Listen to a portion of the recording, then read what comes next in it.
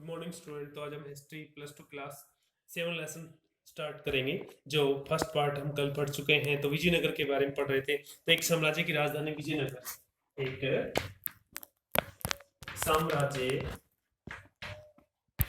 की राजधानी विजयनगर। तो हम विजयनगर के बारे में स्टार्ट कर रहे हैं। राज्य का जन्मोत्सव तथा पतन कैसे हुआ। पहले तो विजयनगर एकदम फेमस क्यों हुआ और फिर वो उसका गिर गया उसको। तो राजनीति में सत्ता के दावेदारों में शासकीय वर्ग के सदस्य एवं सैनिक कमांडर शामिल थे। पहले जो कोई भी राजा है या शासकीय जो वर्ग है, वो मेन तो मेंबरशिप या काउंसिल ऑफ मिनिस्टर या फिर मिलिट्री पे डिपेंड करता है। तो पहले राजवंश जो संगम वंश कहलाता था। तो हम बात करते हैं इस लेसन में हम 4 वंश के बारे में पढ़ेंगे। संगम वंश, जो संगम डायनेस्टी है उससे संबंधित जो है वो जो हमने बात की थी कल प्रीवियस पार्ट में, ये हरिहर राय बुक्कर राय दो भाई थे। तो 1485 तक नियंत्रण रहा।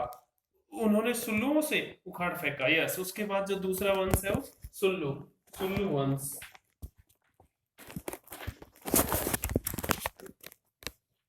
जो सैनिक कमांडर थे और 1503 तक सत्ता में रहे, पावर में रहे। तुल्लुओं ने उनका स्थान लिया। फिर उसके बाद है तुल्लु वंश।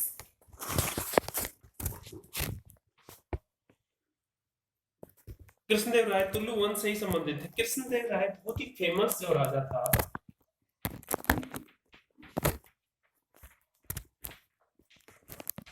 जिसने तालीकोटा का युद्ध है फेमस, वो फेमस राजा था। जो विजयनगर के बारे में तो हम इसके बारे में पढ़ेंगे। कृष्णदेव राय के शासन की चात्रिक विशेषता विस्तार एवं दृढ़ीकरण थी। इसी काल में तंगभद्रा एवं कृष्णा नदियों के बीच का क्षेत्र, यस, जो नदी घाटी है तंगभद्रा और कृष्णा नदियों के बीच का क्षेत्र, रायचूर दोआब हासिल किया। 1512 उड़ीसा के शासकों का दमन किया और 1514 में बीजापुर के सुल्तान को पूरी तरह से पराजित किया गया और 1520 तक काफी अनेक विजय प्राप्त की। हालांकि राज्य हमेशा सामरिक रूप से तैयार रहता था, लेकिन फिर भी यह अतुलनीय शांति और समृद्धि की स्थिति में फला फूला। कुछ बेहतरीन मंदिरों के निर्माण तथा कई महत्वपूर्ण दक्षिणी भारतीय मंदिरों में भव्य गोपुरमों को जोड़ने का श्रेय कृष्णदेव को ही जाता है। उसने अपनी मां के नाम पर विजयनगर के समीप ही नगरकुलम नामक उपनगर की स्थापना की। अपनी मदर के नाम से ही एक टाउन बसाया। और विजयनगर के संदर्भ में सबसे विस्तृत विवरण कृष्णदेव राय के या उसके तुरंत बाद के कालों से प्राप्त होते हैं। कृष्णदेव राय की मृत्यु जो 1529 में हुई थी और शासकीय ढांचे में तनाव उत्पन्न होने लगा। उसके उत्तराधिकारियों को विद्रोही नायकों या सेनापतियों में चुनौती का सामना करना पड़ा।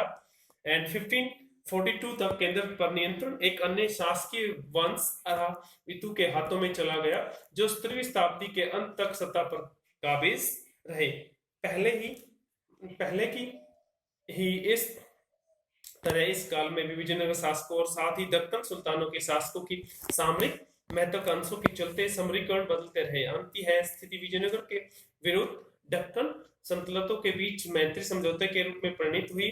1565 में विजयनगर की सेना प्रधानमंत्री राम राय, जो विजयनगर का जो सेना प्रधानमंत्री था राम राय नेतृत्व में राक्षसी तांगड़ी, जिसे तालीकोटा के नाम से जाना जाता है। यह सभी जस्ट मैंने जो बताया है तालीकोटा का युद्ध जो फेमस है, उत्तरी वजह से जहां उसे बीजापुर, अहमदनगर, गोलकुंडा की से ज्वाइंट जो सेना जो 3 थी, बरार, खाना बदोश, बीजापुर, अहमदनगर, गोलकुंडा की संयुक्त सेनाओं द्वारा करारी शिरकत मिली। मीन्स तीनों को खदेड़ दिया और विजयनगर सेनाओं ने विजय शहर धावा बोलकर उसे लूटा और कुछ ही वर्षों के भीतर यह शहर पूरी तरह से उजड़ गया। अब साम्राज्य का पूर्व केंद्र की ओर स्थानांतरित हो गया, जहां अरावितु राजवंश जो चौथा वंश है इसका, अराविदु जो वंश तो है 4 वंश की बात कर रहे हैं हम। जो अराविदु वंश जो था ने पेनुकोंडा से बाद में चंद्रगिरी के से शासन किया। तो चंद्रगिरी का आपने नाम सुना ही है, जो साउथ इंडिया में फेमस है चंद्रगिरी की पहाड़ियां।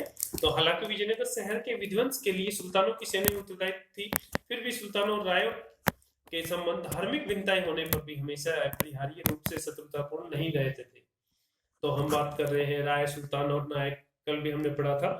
एग्जाम्पल के लिए कृष्णदेव राय ने सल्तनतों में सत्ता के लिए कई दावेदार का समर्थन किया, यवन राज्य की स्थापना करने वाला विरुद्ध धारण करके गौरव महसूस किया। इसी प्रकार बीजापुर के सुल्तान ने कृष्णदेव राय की मृत्यु के पश्चात विजयनगर में उत्तराधिकारी के विवाद को सुलझाने के लिए हस्तक्षेप किया। वास्तव में विजयनगर जो शासक थे, सतलतों दोनों ही एक दूसरे के अस्तित्व को निश्चित रूप से निश्चित करने की इच्छुक थी।